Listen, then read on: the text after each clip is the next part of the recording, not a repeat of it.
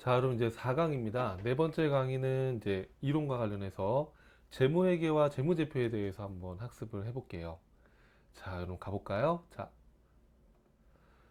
재무회계라는 게 뭐냐라고 이제 궁금할 텐데, 여러분 우리가 앞에서 공부할 때, 회계는 복식부기로 한다. 그래서 장부기록의 약자가 부기다라고 얘기를 했었잖아요. 이건 단순한 부기예요. 그래서 우리가 앞에서 공부했다시피 장부 기록을 통해서 재무상태표 손익계산서 만드는 거 거기까지입니다. 근데 우리가 공부하는 건 부기가 아니라 회계를 공부하는 거잖아요, 여러분. 그럼 회계라는 건 뭐냐 하면 이 만든 손익계산서와 재무상태표와 같은 이런 보고서를 재무제표라고 하는데 이러한 회계 정보를 정보 이용자에게 정보를 전달해 주는 거 여기까지가 회계예요. 그러니까 북이나 회계나 사실은 같은 의미죠. 근데 회계라는 단어가 북이보다 좀 더 넓은 의미라고 보시면 돼요. 그래서 우리가 회계를 하는 이유가 뭐냐라고 했을 때, 우리가 장부 기록을 통해서 이런 회계 정보를 필요로 하는 정보 이용자에게 전달해 줌으로써 이 기업을 둘러싸고 있는 다양한 이해관계자들, 정보 이용자들이 있잖아요. 이 기업 안에 내부에 안에 있는 경영자도 있을 거고, 이 기업에 주식을 투자한 투자자도 있을 거고, 돈을 빌려준 은행도 있을 거고, 많잖아요. 그죠?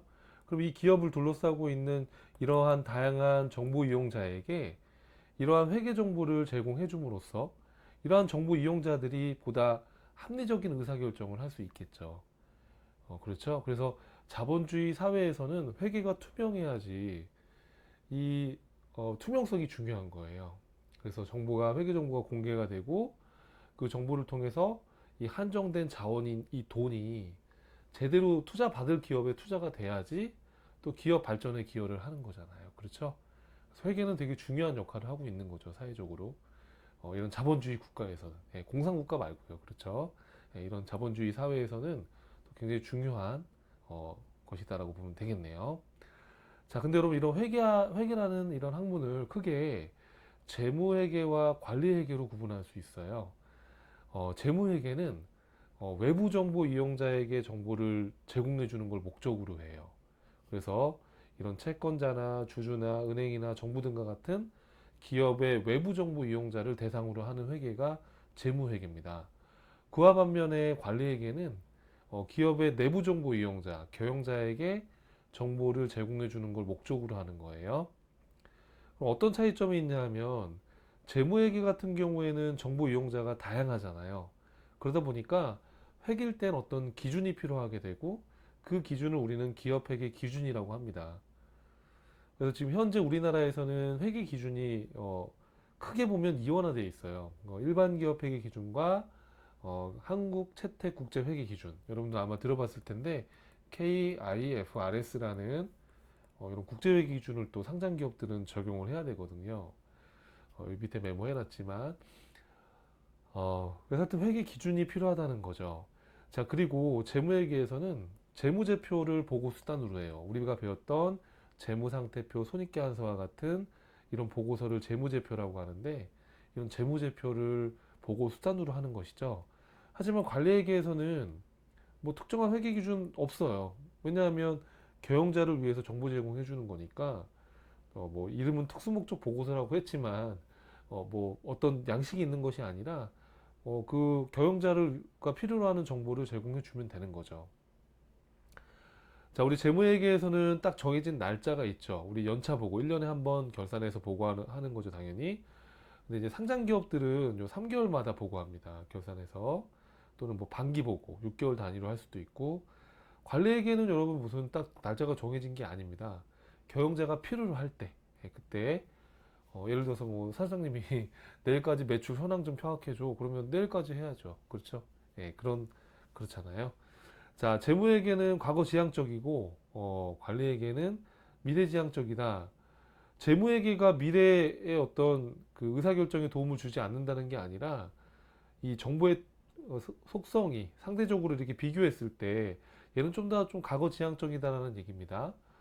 자, 이게 무슨 얘기냐 하면 여러분 내부적으로 하는 이런 관리회계는 어제 현금이 뭐 100원 지출됐어. 이러한 과거의 어떤 정보보다는 이 정보를 통해서 미래 사업성이 있는지 뭐 이런 미래지향적인 정보의 성격이 강하다는 거예요. 예. 재무회계는 과거에 발생된 거래들을 정리해서 그걸 우리가 보고서로 만들어서 그 보고서를 보고 미래를 예측해 볼 수 있는 거잖아요. 미래를 예측 못한다는 건 아니고요. 정보의 성격이 과거 지향적이다 그런 의미예요. 미래를 예측 못한다는 뜻은 아닙니다. 예, 또 오해할 수 있으니까. 자, 그럼 여러분 우리는 어떤 걸 공부하는 거예요? 그렇죠. 재무회계. 딱 틀에 짜여 있는 재무회계를 공부하는 겁니다. 자, 여러분 기업회계 기준은 회계 기준이 필요하다는 거 여러분 한번 읽어보시면 되고 우리 전산회계 시험에서는 여러분 일반 기업회계 기준으로 시험이 나와요. 그래서 특별한 언급이 없는 한 대부분 요걸 기준으로 나오기 때문에 요 교재도 마찬가지로 일반 기업회계 기준으로 작성되었음을 말씀드렸습니다. 자, 재무제표의 종류입니다. 여러분 재무제표는 회계 정보를 나타내는 보고서인데 회계 정보를 나타내는 보고서인데 어떤 게 있는지 한번 볼까요? 여기 보니까 재무상태표, 손익계산서, 현금흐름표, 자본변동표, 주석으로 구분이 되어 있어요. 그러면 재무상태표는 일정 시점의 자산부채 자본의 현황을 나타낸 보고서입니다. 일정 시점이라는 거죠. 자, 나머지 것들은 일정 기간이에요, 여러분. 기간. 네. 손익계산서는 뭐 예를 들면 1월 1일부터 12월 31일까지 어떤 경영성과에 대한 정보를 나타내는 거잖아요. 요 두 가지는 앞에서 우리가 언급을 했었고요. 자, 그런데 이제 요 밑에 것들은 현금흐름표 이렇게 되어 있는데 여러분 현금흐름표는 뭐냐면 손익계산서의 여러분 단기순이익은 이게 현금 기준으로 작성된 게 아니라 발생 기준으로 작성이 돼 있어요. 뒤에 가면 다시 또 배울 겁니다만 그럼 예를 들어서 손익계산서의 당기순이익이 100억이라고 되어 있다고 해서 현금이 100억이 있는 건 아니에요. 이 100억이 뭐 채권에 가 있을 수도 있고요. 우리 발생 기준에서는 예를 들어서 물건을 외상으로 팔았다 그러면 현금이 들어오지 않아도 판매 수익을 인식해서 기록을 한단 말이에요. 우리는 발생 기준은. 그러면 이 당기순이익은 진정한 현금 기준에 의한 현금 흐름은 보여주지 못하니까 이걸 보완하기 위해서 작성하는 게 현금 흐름표예요. 현금 흐름표는 현금 기준에 의해서 현금이 들어오고 나가는 이 현금 기준에 의해서 기업의 경영 활동을 이렇게 영업 활동, 투자 활동, 재무 활동으로 구분해서 각각의 활동별로 현금이 얼마 유입됐고 유출됐는지를 일정 기간 동안에 보여주는 보고서예요. 그래서 이런 게 있다라는 거 정도 보시면 돼요. 부담 가지실 필요 없어요. 자본 변동표는 뭘까요, 여러분? 자본의 변동을 나타낸 표입니다. 예. 자, 주석이라는 건 뭐냐면 여러분, 이것도 재무제표의 하나인데, 재무상태표나 손익계산서에 기재된 특정한 사항에 대해서 거기에다가 막 말로 써놓을 수는 없잖아요. 그 보고서에다가. 재무상태표에다가 이걸 막 글로 써놓을 수 없으니까 재무상태표의 특정한 계정 과목에 대해서 설명을 좀 해줘야 될 게 있다 그러면 여기다가 여기다 번호를 달아서 재무상태표 별지에다가 여기다 글로 써주는 거, 설명을 달아주는 거예요. 이러한 특징이 있다라고. 특이사항들을 그걸 주석이라고 합니다. 그래서 이렇게 5가지를 재무제표라고 부릅니다. 그래서 조금 어렵긴 하지만 처음 단계에서는 이런 것들이 있다라는 거 정도는 인지하고 계셔야 돼요. 자, 그럼 뭐니 뭐니 해도 중요한 건 뭐예요? 재무상태표와 손익계산서가 중요하죠. 그래서 재무상태표에 대한 것부터 보도록 할게요. 여러분, 재무상태표는 일정 시점의 재산의 현황을 보여주는 보고서라고 말씀드렸잖아요. 그렇죠? 그래서 기업이 갖고 있는 자산, 부채, 자본을 보여주는 겁니다. 자, 근데 재무상태표의 구조를 보면 이렇게 복잡하게 돼 있어요. 여러분, 여기 보시면 화면에. 자, 우선은 주의하실 거는 회사명, 이게 바로 회계 대상이죠. 회계 대상. 그러니까 이 재무상태표가 누구의 재무상태표인지를 알아야 되는 거잖아요. 그러니까 이게 뭐 삼성전자 건지 뭐 회사 이름을 적어줘야 되겠죠. 그리고 이게 어제의 재무상태인지 오늘의 재무상태인지 일정 시점을 적어줘야 되는 거예요. 그렇죠? 자, 그럼 봐봐요, 여러분. 우리가 재무상태표는 자산, 그렇죠? 자산도 있고 또 뭐가 있어요, 여러분? 자산도 있고 또 부채도 있고 또 뭐가 있죠? 그렇죠. 자본도 있죠, 이렇게. 그러면 자산은 여러분 미래에 현금화되는 게 자산이에요. 무슨 얘기냐면 내가 여러분 예를 들어서 판매하려고 상품을 갖고 있어요. 그럼 여러분 내가 이 상품을 갖다가 팔면 현금화 되는 거잖아요. 그렇죠? 돈이 들어오는 거잖아요. 그와 반면에 부채는 거꾸로 현금이 나갑니다. 내가 예를 들어서 물건을 외상으로 사서 갚아야 될 부채, 외상 매입금이 있다 해봐요. 그럼 이거는 나중에 돈을 내가 갚아야 되는 거 아니에요. 나중에 현금이 나가게 된단 말이에요. 그럼 우리가 여러분 계정 과목 아직 다 배우진 않았지만 이런 현금, 보통예금, 뭐 상품, 뭐, 뭐 기기장치, 건물, 뭐 차량 이렇게 계정 과목들이 많이 있는데 이 계정 과목들을 재무상태표에 그냥 나열만 한다면 의미 있는 정보 분석을 할 수가 없어요. 그래서 우리가 재무상태표를 나타낼 때는 현금 유동성에 따라서 1년을 기준으로 유동과 비유동으로 구분을 하고 있어요. 구분을 하고 있어요. 그래서 이렇게 지금 구분이 되어 있는데, 그래서 1년 이내에 현금화되는 자산을 유동자산이라고 하는 거예요. 1년 이내에 현금화되는 자산을 유동자산이라고 하는 거예요. 그래서 1년 이후에 현금화되는 자산들을 비유동자산 이렇게 구분해 놨어요. 부채도 마찬가지예요. 1년 이내에 갚아야 될 부채를 유동부채, 1년 이후에 갚아야 될 부채를 비유동부채 이렇게. 그리고 자본도 이렇게 복잡하게 구분이 되어 있습니다. 자, 여러분 요 내용들은 이제 뒤에서 하나하나씩 배울 내용들이니까 전혀 부담감 가질 필요 없어요. 아, 이런 식으로 이 구조가 되어 있나 보다. 이렇게 가볍게 보시고 넘어가시는 거지. 지금 당장 이거를 100% 이해하기는 어려워요, 여러분. 뒤에 가면 다 이제 배울 것들입니다. 하여튼 이렇게 구분이 되어 있는데, 자, 그럼 여러분 요 내용을 제가 뒤에다가 구체적으로 넣어놨거든요. 하나씩 볼까요? 자, 부담 갖지 마시고, 자, 그럼 자산은 미래에 현금화돼요, 현금화. 아까도 잠깐 얘기했지만, 내가 건물이라는 자산이 있으면 그 건물을 빌려주고 월세를 받을 수 있어요. 그러면 건물을 50년 동안 사용할 수 있다 그러면 50년 동안 내가 건물 빌려주고 현금을 받을 수 있단 말이에요. 그죠? 그러면 자산이라는 건 미래에 현금화되는 것인데 이 현금 전환되는 기간에 따라서 유동자산과 비유동자산으로 이렇게 구분해 놨다라고 아까 얘기를 했던 거예요. 유동자산은 결산일로부터 1년 이내에 현금화되는 자산들을 말해요. 자, 여러분 여기 결산일이라고 제가 표현을 했는데 어려운 표현을 쓰고 싶지 않아서 사실 이렇게 한 건데 여러분 여기 제가 메모해 놨다시피 이 이후부터는 결산일은 여러분 이런 의미예요. 보고기간 종료일, 재무상태표일과 같은 단어예요. 같은 의미로 내가 표현한 겁니다. 여러분 우리가 재무상태를 보고하는 종료 시점은 언제예요? 일반적인 기업이라면. 자, 일반적인 회계기간이 1월 1일부터 12월 31일이라고 한다면 어느 시점을 기준으로 연차 보고한다고 그러면 언제가 보고기간 종료일이겠어요? 12월 31일이 보고기간 종료일이 되는 거고 이 종료일을 기점으로 해서 재무 상태가 확정되는 거예요. 그렇죠? 그러니까 이걸 기준으로 해서 재무 상태표를 확정하는 거죠. 이해하시겠죠, 여러분? 그 재무 상태표일도 12월 말일이 되는 거고 12월 31일 시점에서 우리가 결산을 하는 거란 말이에요. 그래서 저는 그냥 이 교재를 쓸 때 뭐 보고기간 종료일이니 재무상태표일이니 이렇게 표현하면 또 여러분들 어렵게 느낄 수 있어서 그냥 저는 교재를 쓸 때 결산일, 보고기간 종료일, 재무상태표일을 같은 의미로 그냥 표현했다라고 얘기한 겁니다. 뭐 이해되시죠, 여러분? 그래서 결산일, 뭐 보고기간 종료일, 재무상태표일 같은 의미다 이렇게 이해해도 괜찮아요, 여러분 공부할 때. 이건 뭐 한도 끝도 없죠. 뭐 따지고 들어가면. 근데 이제 그런 의미로 책을 쓴 거니까 그렇게 이해해 주시면 되겠습니다.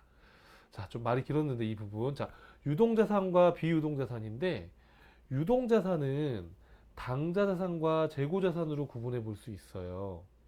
당자자산은 판매 과정 없이 1년 이내에 현금화되는 자산이에요. 예를 들어서 우리 아직 배우진 않았지만 현금. 현금은 그 자체가 현금이죠. 그러니까 그 현금으로 뭔가 살 수 있고, 그렇죠? 보통 예금, 통장에 들어가 있는 예금도 그 예금을 또 누군가한테 팔지는 않잖아요. 그렇죠? 외상매출금 받으러 이런 건 처음 보는 단어인데, 자, 여러분, 내가 물건 상품을 팔고 돈을 나중에 받기로 했다. 그러면 이제 외상매출금이라고 해요. 뒤에 가면 계정 과목별 다 배우게 됩니다. 받으러음 이런 것들도, 자, 내가 물건을 팔고 상대방한테 약속 어음을 받은 거예요. 어음을. 그럼 이것도 받을 권리니까 자산입니다. 근데 얘네들은 여러분 팔지 않아도 1년 이내에 현금화가 된단 말이에요. 그렇죠? 자, 재고자산. 우리 상품, 뭐 이런 제조기업은 제품. 이렇게 상품이나 제품은 판매를 위해서 갖고 있는 거잖아요. 그렇죠? 그래서 판매 목적으로 보유하고 있는 자산을 말해요.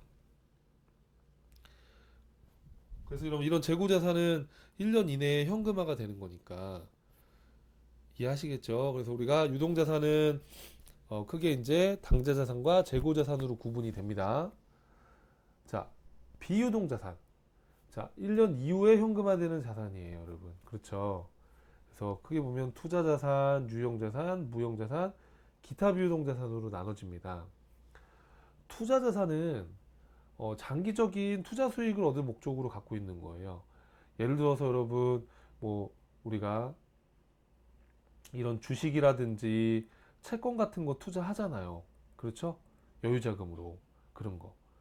또 건물 토지를 투자 목적으로 투자했다든지, 그 다음에 우리가 장기성 예금을 가입을 했다든지 이런 장기금융 상품 이런 것들은 이제 투자 자산에 해당이 돼요.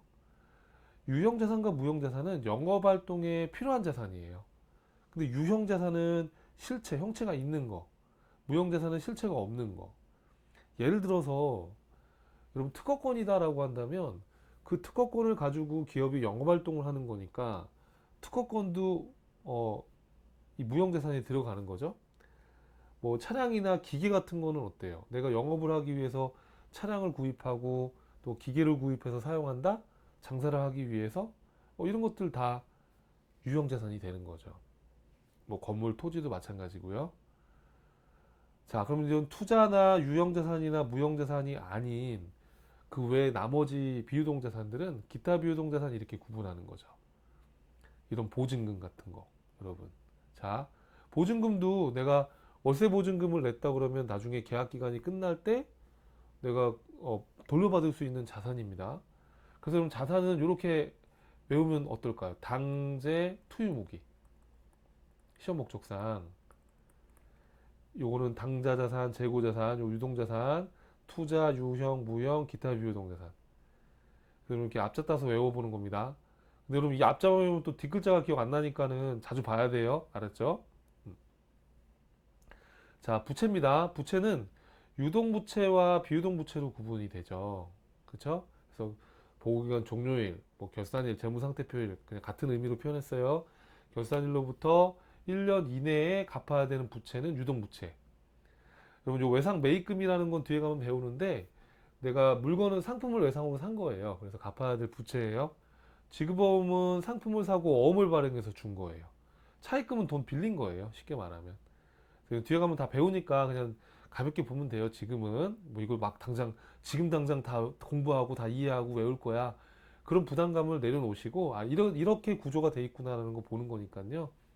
뒤에 가면 다 배울 거예요. 뒤에 가면 자, 이렇게 해서 자, 그 다음에 이제 비유동 부채. 요거는 1년 이후에 갚는 부채인데 뭐 장기 차입금 같은 것들이 또 비유동 부채에 해당이 됩니다. 자, 자본입니다. 자본은 자산에서 부채를 뺀 나머지인데 여러분 우리 전산회계 1급 시험에서는 이렇게 주식회사를 기준으로 시험 문제가 나오기 때문에 주식회사 같은 경우에는 일반 개인 장사하는 거랑 다르게 주식을 발행해서 자금을 조달해요. 그렇게 주식 발행해서 조달한 이 이걸 우리 자본금이라고 해요. 근데 그런 경우 있어요. 주주한테 여러분 이거 그냥 편안하게 한번 들어봐봐요.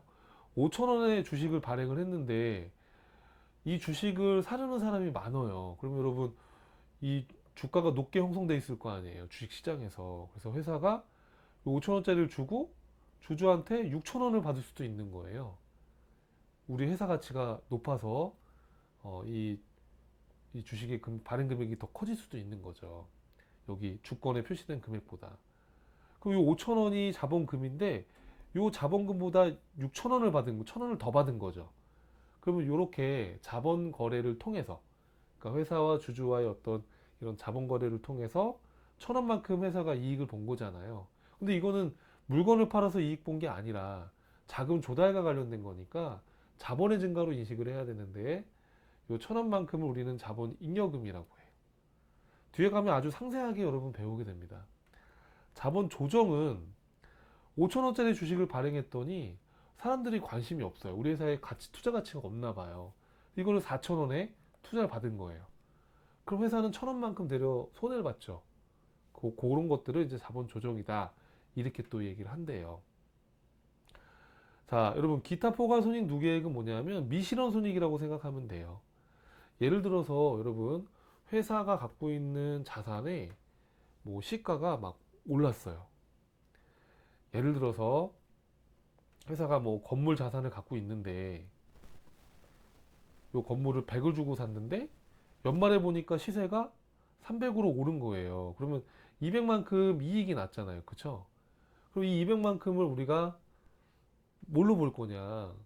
근데 여러분, 이 200만큼 이 이익 난 거는 이 건물을 팔지 않는 이상 쓸 수 없는 돈이죠. 실현되지 않은 것들이잖아요. 이렇게 회계 장부를 기록하다 보면 실현되지 않은 것들이 있을 수 있어요. 그런 것들은 우리가 수익으로 인식하지 않고 재무상태표에 이렇게 기타 포괄손익 누계액이라는 항목으로 해서 미실현된 손익들을 구분해 놓는 거예요, 우선은. 그래서 이거는 지금 이거를 여러분 뭐 다 받아들일 수는 없지만, 이렇게 구분이 되어 있다라는 거 정도 보고 뒤에 가면 또 상세하게 배울 내용이니까요. 이익 잉여금은 여러분 장사에서 한 해 동안 영업활동을 통해서 장사에서 벌어들인 당기순이익의 증가분을 이렇게 이익 잉여금으로 재무상태표에 자본에 구분해 놓는 겁니다. 그래서 여러분 이렇게 복잡해요, 자본은. 그래서 자본금 뭐 한번 불러만 볼게요. 자본 잉여금, 자본 조정, 기타 포괄손익 누계액, 이익 잉여금, 이렇게 해서 성격에 따라서 5가지로 구분을 해 놓구나라는 거 정도 보시고 뒤에 가면 또 자세히 배우겠다라는 생각을 하시면 됩니다. 부담감 갖지 말아달라고 말씀드렸었죠? 예. 자, 그래서 여러분들 우리가 재무 상태표에 대한 구분을 봤어요, 이번 시간은. 그러면 다음 강에서는 손익계산서의 구분이 어떻게 되는지 한번 볼게요. 수고하셨습니다.